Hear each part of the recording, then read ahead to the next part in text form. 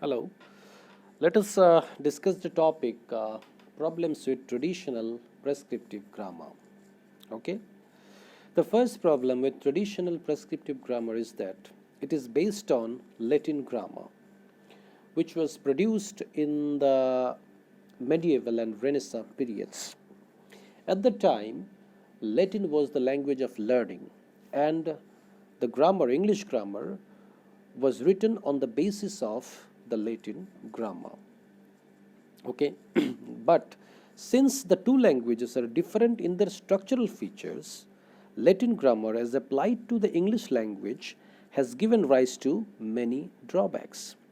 Since both the languages, the English language and Latin language, these languages have different structural patterns, and since English grammar was written on the basis of Latin grammar, this has created a number of drawbacks or shortcomings in the English grammar, because both the languages have different structural patterns.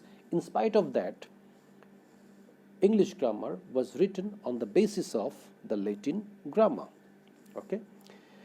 Another problem with traditional prescriptive grammar is that traditional prescriptive grammar bases some of its concepts and definitions on meaning, which is a very subjective and shaky foundation. Okay. Now, some of the definitions and concepts of traditional prescriptive grammar have a very shaky or weak foundation. As for example, if I take a sentence, say, if I say your shirt is blue, here shirt is a noun because it is the name of a thing. What is a noun? A noun is the name of a person, place, or thing, right? Now,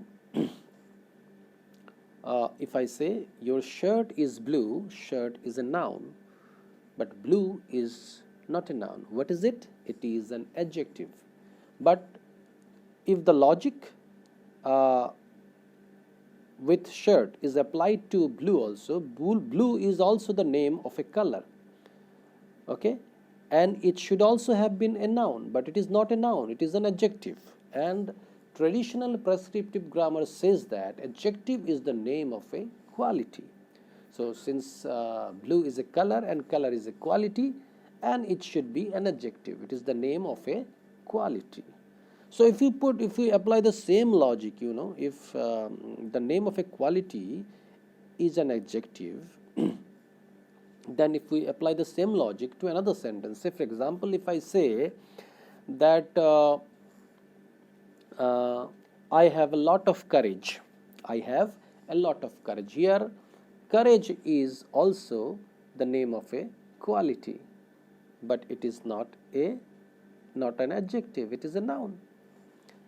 So here courage, if I say I have a lot of courage, here courage is the name of a quality. In spite of that, it is not an adjective, it is a noun. So that's why it is said that traditional prescriptive grammar have some concepts and definitions that have a very weak foundation. Right.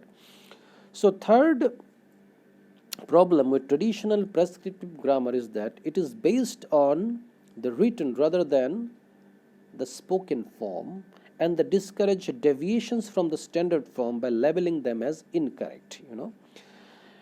Another problem with traditional prescriptive grammar is that it is based on the written form rather than the spoken form of language. So language is actually primarily speech. Language is primarily speech. So in spite of the fact that language is primarily speech, traditional prescriptive grammar is based on the written form of the language and not on the spoken form of the language. And language is something is ever changing and ever growing. Language is dynamic. Language is dynamic. But traditional prescriptive grammar gives a fixed set of rules. It does not allow any deviation or departure from the fixed set of rules. So this is another defect or drawback or problem with traditional prescriptive grammar. So first thing, traditional prescriptive grammar is based on the spoken language, not on the written, is based on the written form of the language, not on the spoken form of the language. And another problem is that it does not allow any deviation or departure from the fixed set of rules. Okay. Next, okay.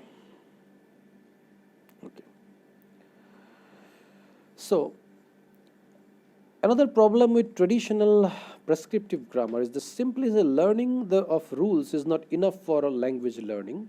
Language learning is heavily dependent on practice and habit formation because it is a matter of skill. Okay.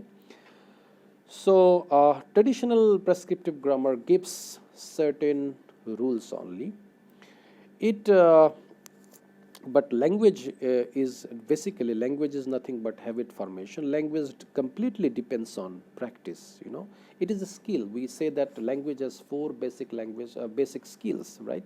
Listening, speaking, reading, and writing. Language is nothing but a skill. It needs practice. It's a skill, and it needs practice and habit formation. But traditional prescriptive grammar only gives a fixed set of rules to be adhered to by all. Okay. Now, the errors in a language are not related to the knowledge of grammar, as pointed out by Kitson. The notion that the grammatical mistakes made by a learner are due to the lack of grammatical knowledge is wholly false. This is often curiously illustrated in examinations, where a candidate will not infrequently gain marks in one section of the paper by stating a grammatical rule correctly, and a little he breaks the same rule in his composition. Okay. The errors in the language, if a person commits, makes mistakes or errors in the language, it is not actually due to, the lack of knowledge of grammar. Okay. It has nothing to do with the lack of knowledge of grammar. Okay. Say, for example, a student may be able to state a particular rule of grammar, but the same student may make a mistake or error in using that particular rule. Say, for example, if a student may know the definition of what a noun is, may know the definition of a noun. The student might know what a noun is. The noun is the name of a place, person, or thing. But the student may not be able to identify the noun in a sentence. So committing mistakes, mistakes in language is not necessarily related to the lack of knowledge of grammar, right? Next is knowledge of grammar never helps in either fluency of speech or articulation and colloquial expression. So, the knowledge of traditional prescriptive grammar does not help either in fluency of speech or articulation or colloquial expression. So, even if a person has a lot of knowledge in grammar, the person may not be able to speak the language fluently. The person may not be able to, articulate the sounds of the, of the language correctly. The person may not be able to use the language, in informal conversation correctly, right? So, the fluency of speech is not related to the knowledge of grammar, traditional prescriptive grammar. So, your next point is not important. Next is, according to Palmer, it actually hinders the spontaneous learning of a foreign language. Okay, so it creates obstruction in the spontaneous learning of a foreign language. Palmer says that traditional prescriptive grammar, comes in the way of learning a language spontaneously. So, because it gives a set of rules, and the rules have to be memorized. Rules have to be very strictly used, right?